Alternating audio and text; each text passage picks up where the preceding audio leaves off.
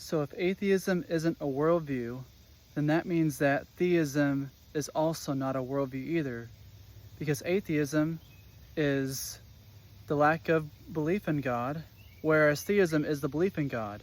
You see, you can have a belief in God without it being a worldview, in the same way that you can have a lack of belief in God without it being a worldview too. You could just lack belief in God and that be it. And you can also believe in God and that be it. It's not too far-fetched to just say that nature is deeply intelligent, that nature is God. Because as an atheist, you disbelieve that God exists. But the thing is you don't even know what God is pointing to. What if God is not some bearded man in the clouds? What if God is the universe? What if God is nature? You'd be disbelieving that nature exists, that there's an intelligence behind nature. The thing is that not even a religious person knows what God is, because they confuse the ideas and concepts of God, for actual reality.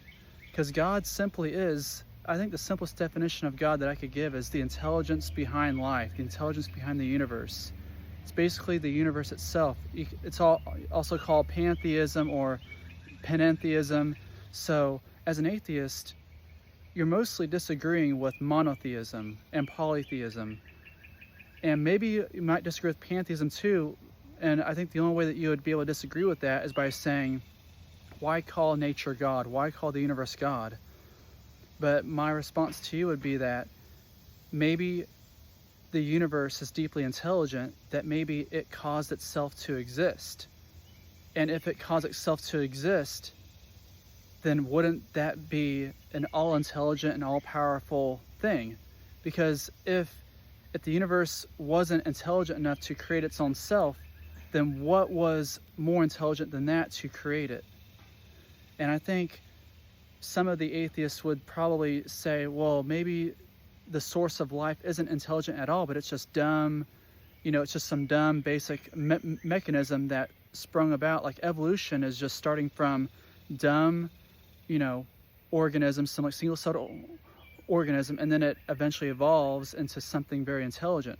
You could say that, but then that sounds like a worldview to me, because where do you get that idea that life is not intelligent, that intelligence comes from non-intelligence? Where do you get that idea? So it seems like that is a worldview, that your worldview as an atheist is couched into science, evolution, and all that stuff. But really, that's all stuff you've been indoctrinated in throughout your schooling.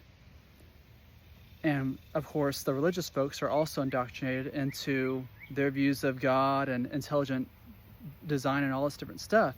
But it's still the same hypocrisy, it's still the same double standard, is that we want to say that we are neutral, but we're really coming into this debate, this topic, with a lot of unquestioned baggage. We're bringing a lot of baggage. You're bringing in science, and you might say that science doesn't have any appeals to authority. Well, yeah, I think you do. You might cite Neil deGrasse Tyson, Albert Einstein, Bohr. You might cite all these different scientists, and there's a lot of appeals to authority in science. I mean, what source counts as credible or not credible? That's an appeals to authority. Harvard, like if there was some publication that came from Harvard, that would have more credibility than some publication that came from, some state university. So, I mean, that itself is an example I'm talking about. But back to the God thing, is as an atheist, you don't even know what you're disbelieving in. You don't even know what you're lacking the belief of, because you already have an idea of God that isn't true in reality. You have an idea of God that has been told you by other fundamentalist people out there. But just because they have wacky ideas about God doesn't necessarily mean that is what God is.